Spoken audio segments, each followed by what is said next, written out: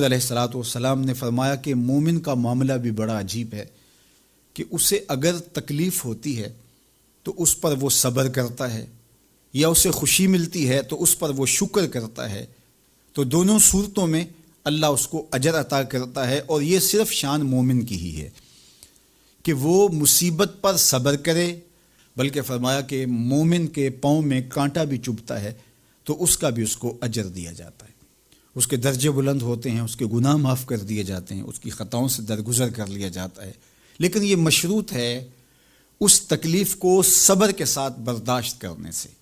اگر وہ واویلا کرتا ہے، ناشکری کے کلمات کہتا ہے، تو تکلیف تو ختم نہیں ہوتی لیکن اجر زائل کر دیا جاتا ہے۔ تو اس لیے ہمیں ہر صورت کے اندر صبر کے دامن کو مضبوطی سے تھامنے کی تلقین کی گئی ہے، اور اہل ایمان کو یہ بھی سبق دیا گیا کہ جب انہیں کوئی بھی مصیبت پہنچتی ہے تو وہ کہتے ہیں انا للہ و انا الیہ راجعون، کہ ہم اسی کے ہیں اور اسی کے حضور پلٹ کے جانا ہے۔ تو یہ وہ امر ہے کہ جو ان کی طبیعت کے اندر ٹھہراؤ پیدا کرتا ہے اور ان کی زندگیوں کے اندر اللہ تعالیٰ جل شانہ پر جو یقین ہے اس کا پتہ دیتا ہے۔ اگر مصیبت کو اللہ کی طرف سے سمجھ کے مان کے صبر کیا جائے، اس کو مقدور سمجھا جائے، اس پر واویلا نہ کیا جائے، اللہ کی نافرمانی کا کوئی کلمہ نہ بولا جائے، اپنے عقیدے میں تزلزل نہ آنے دیا جائے، اپنے رویوں کی خوبصورتی کو زائل نہ ہونے دیا جائے، تو اس کا مطلب ہے کہ وہ شخص مومن ہے، اس کا یقین ہے کہ یہ اللہ کی طرف سے ہے۔ تو پھر اس کے یقین کے صلے کے اندر اللہ اس کو پھر ہدایت قلب کا چراغاں نصیب کرتا ہے۔ اور فرمایا واللہ بکل شیء علیم، اور اللہ ہر شے کو جاننے والا ہے، اسے پتہ ہے کہ کسی پر مصیبت نازل کیوں کرنی ہے، اور اس مصیبت سے اس کا امتحان لینا مقصود ہے، اس کے درجوں کو بلند کرنا مقصود ہے، اس کے گناہوں کو معاف کرنا مقصود ہے، اس کو کسی آزمائش میں ڈال کر کے اس کو مزید کندن بنانا مقصود ہے، یا اس کا کیا مقصود ہے، اس کو سزا دینا مقصود ہے، یہ اسے پتہ ہے۔ تمہارا رب تمہاری طرف آنے والی جو تکلیفیں ہیں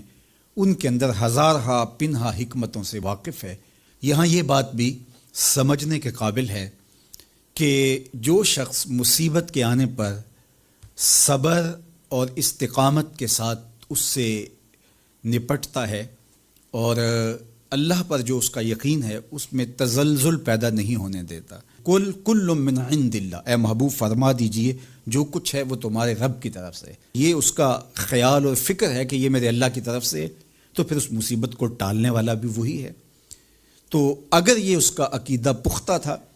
تو پھر وہ مالک کی دہلیز چھوڑ کے، مالک کی چوکھٹ چھوڑ کے کسی اور دہلیز پہ نہیں جائے گا،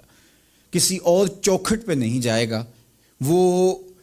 اس مصیبت کو دور کرنے والا مؤثر حقیقی اللہ کو ہی جانتا ہوگا اور اسی کے حضور دعائیں کرے گا، التجائیں کرے گا، کسی شرک کا ارتکاب نہیں کر سکتا ہے، اور وہ مالک کی دہلیز سے کبھی روح گردانی نہیں کر سکتا، بلکہ اس تکلیف کے آنے سے وہ اپنے رب کے ساتھ اور زیادہ جڑ جائے گا۔ اور اگر وہ صبر کرے تو یہ اس کا ایک مرتبہ ہے کہ وہ حوصلے کے ساتھ اس تکلیف کو برداشت کرے، اور دوسرا مرتبہ جو اس سے بڑھ کر ہے کہ اس پہ اللہ کی رضا کے سانچے میں اپنے آپ کو ڈھال لے کہ جے سونا میرے دکھ وچ راضی، میں سکھ نو چلے ڈاواں۔ اگر وہ اس بات پہ راضی ہے تو کوئی بات نہیں ہے، میں اس پہ راضی ہوں کہ میرے رب کی یہ رضا ہے۔ تو یہ دونوں چیزوں کا مل جانا، یا دونوں میں سے کسی ایک کا مل جانا، یہ اللہ کی طرف سے اس کو دیا گیا انعام ہے جو اس مشکل حالات میں اس کو حاصل ہوتا ہے۔ اب وہ کس کیفیت میں ہے اللہ تعالیٰ اس کو خوب جانتا ہے کہ وہ اس پہ صبر کر رہا ہے یا اس کا اندر ڈول رہا ہے، اس کا عقیدہ کمزور تھا اور وہ کمزوری کے باعث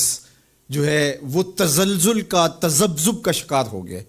تو یہ تمہارا رب خوب جانتا ہے۔ تو تمہارے سینے کے اندر چھپی ہوئی کیفیت تمہارے رب کے علم میں ہے۔